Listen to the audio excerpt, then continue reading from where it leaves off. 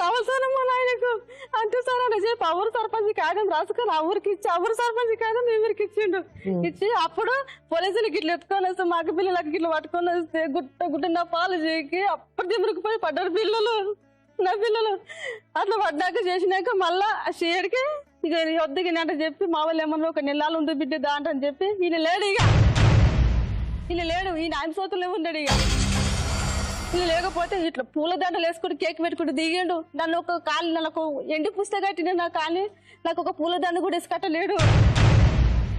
గట్ల చేసుకున్నాక నేను మైంబలతాను ఉన్నా ఒక నెల 2 నెలలు ఉన్నాయి మేడము. ఉన్నాక నేను ఏమన్నా నాయనే వస్తేనే మనిషి చేతులు వస్తా, బతుకునే మనిషి చేతులు బతుకుతా. నన్ను ఒక్కనాడికి నేను మాత్రం ఇంటికి నేను నాయన నన్ను తోలిస్తారా లేదంటారా నీకు రోజు ఎడ్చులు పెట్టి నా పిల్లలకి జర పెద్దగా అయినాక జర మంచిగా అయ్యారు పిల్లలు. నా దగ్గరే ఉన్నారు. ఎన్ని రోజులు ఉన్నారు పిల్లలు మీ దగ్గర?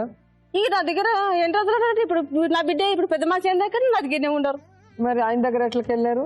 మొన్న నన్ను ఎల్లగొట్టినాక నన్ను మేడము మొన్న ఎల్లగొట్టిన చెప్పిన అయితే ఈ భూమి కేసులు అనేది ఇట్లా అయింది కదా, ఇది వడనేస్తలేదు అని చెప్పి దీన్ని ఈయన వదినా ఈడు ఇద్దరు కలిసి నన్ను అక్కడ వారిసొచ్చారు. వారిసొచ్చినాక నా పిల్లలు ఏమో ఈడున్నారు అన్నట్టు. నా పిల్లలు 90 ఎట్లా వస్తారు మేడం? ఇక వస్తారా 90? నన్ను ఒకదాన్ని వారిసి నా పిల్లలు 90 ఎట్లా వస్తారు? ఇది జరిగిన మీరు వెళ్ళిపోయిన తర్వాత అయినా మళ్ళీ పోలీస్ కంప్లైంట్ ఇస్తే నా ఈయన పెళ్లి చేసుకున్నప్పుడు ఈయన పెళ్లి చేసుకున్నప్పుడు దగ్గర మినిమం ఒక 10-15 ఏళ్ల కింద సార్, 10 సంవత్సరాలు అనుకో, 10 సంవత్సరాలు 12 సంవత్సరాల కింద ఆమె చెప్పిన విషయం. మ్యారేజ్ చేసుకున్నది ఆయన. ఓకే, ఒక ఆవిడ్ని చేసుకున్నారు, మళ్ళీ ఆమెను తరిమేశారు, మళ్ళీ ఇంకో ఆవిడ్ని ఉంచుకున్నారు అన్నారు. మళ్ళీ ఇప్పుడు ఎందుకు కొట్టారు? ఈమెను ఫస్ట్ మ్యారేజ్ చేసుకున్న ఆమెను ఊళ్ళో ఒక ఆమెతో అక్రమ సంబంధం ఉండే, ఆమెను కొట్టి ఆ రోజు విడిపించారు. పెళ్లి చేసుకున్నాక ఆమెను కొట్టి ఆమె వెళ్ళిపోయింది. ఆమె వేరే మ్యారేజ్ చేసుకుని ఆమె వెళ్ళిపోయింది.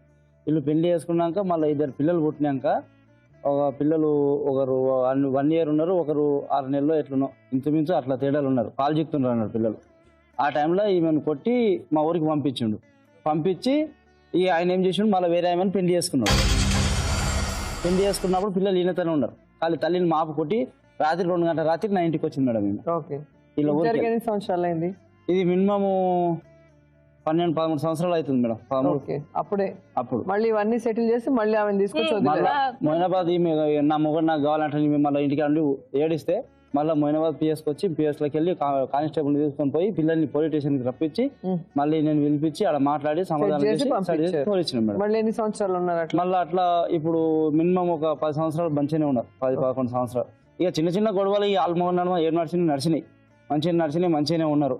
ఇద్దరు కలిసి తన భూమి అమ్మి వేరే ఆయన చెప్పింది పెళ్ళై 17 సంవత్సరాలు 16 సంవత్సరాలు సంతోషంగా ఉన్న ఏ గొడవ లేదు, సడన్ గా వెళ్ళిపోయింది ఆవిడ. సడన్ గా ఎలా వెళ్ళిపోయిందని మాకు అర్థం కావట్లేదు. బూతు మాటలు మేడం తెలుసు కూడా 10 సార్లు చెప్తా మేడం.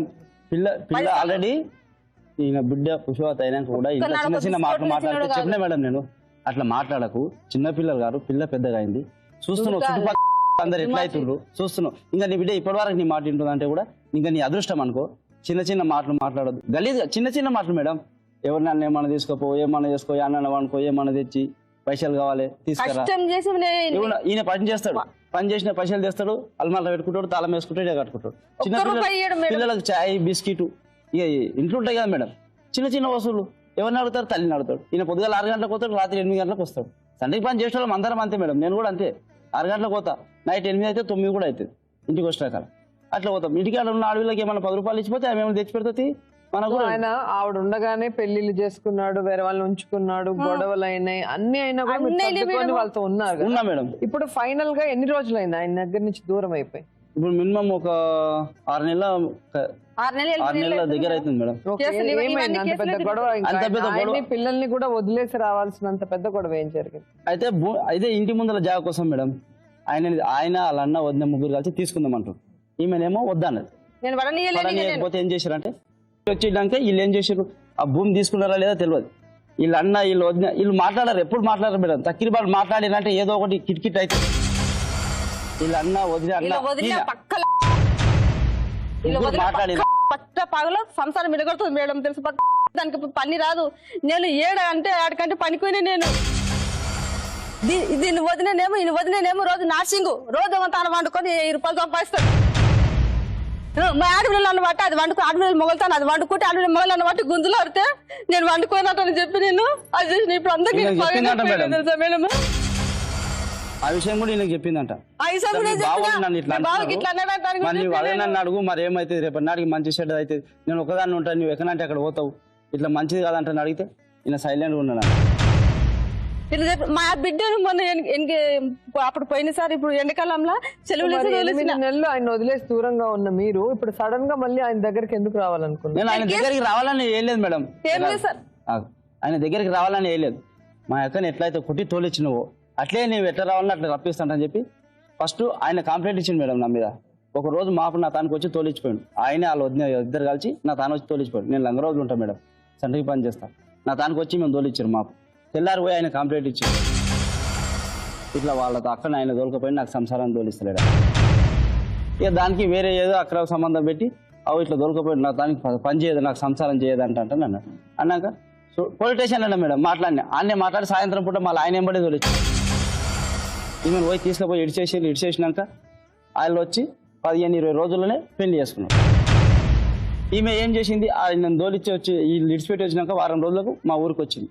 నేనేమో హైదరాబాద్లో ఉన్నా, ఈమె ఊరికి వచ్చింది. ఊరికి వెళ్ళి నాకు ఫోన్ చేసిండు, ఇట్లా అక్కు వచ్చిందిరా, ఇట్లా కొట్టి తోలిచ్చిండు, నన్ను పడేసిండంట, ఇట్లా దేలాడుకుంటూ వచ్చిందంట. ప్రతిసారి కొట్టి ఎక్కడ పడేస్తాడా? ఇప్పుడు మీరు 3 సార్లు చెప్పారు, చాలా ఫస్ట్ టైం 10-15 ఏళ్ల ముందు కొట్టి పడేశారు. అప్పుడు కొట్టి ఆమె రాత్రిలో ఒకటే వచ్చింది, వచ్చిందని మీరు చెప్పారు. ఒళ్ళంతా ఉంది, రాత్రి అవును మేడం. రెండోసారి మళ్ళీ కొట్టి గోనె సంచులు ఏదో వేస్తారు అని చెప్పి కంప్లైంట్ కూడా ఇచ్చారని చెప్పారు. ఇప్పుడు 3వ సారి ఏంటి మళ్ళీ? రెండే సార్ మేడం, ఒకసారి కొట్టి 10 ఏళ్ల కింద కొట్టి గుంతలేసిండ్రు వీళ్ళిద్దరు అన్నదమ్ములు కలిసి. అప్పుడు అంటే వీళ్ళిద్దరు అన్నదమ్ములు మాట్లాడితే వీళ్ళిద్దరికి ఆల్మోన్కి లొల్లి అవుతుంది మేడం. పక్కల వాళ్ళ వదిన పక్కల వీళ్ళు మాట్లాడి వాళ్ళతో ఎందుకు మాట్లాడుతుంటాడు? అదే మాట్లాడతాడు, వాళ్ళ వదినతో మాట్లాడతాడు. వాళ్ళ అక్కల జిల్లాలో ముగ్గురు కూడా ఒక్కది కూడా సంసారం కాదు, వాళ్ళ సొంత మల్లుని తీసుకొని యాదగిరి గుట్టకొని సంవత్సరం వీళ్ళ అక్కలు సుఖమైన వాళ్ళు వచ్చిన కడుపు మీద కూడా 5 నెలల కడుపు పోయింది మేడం. ఫస్ట్ తెలుసా అంటే మీ సంసారం ఇలా చెడిపోవడానికి కారణం వదిన అంటారా? వదిన నుండి ఆడపిల్లల నుండి తెలుసా చెప్తున్నా మేడం.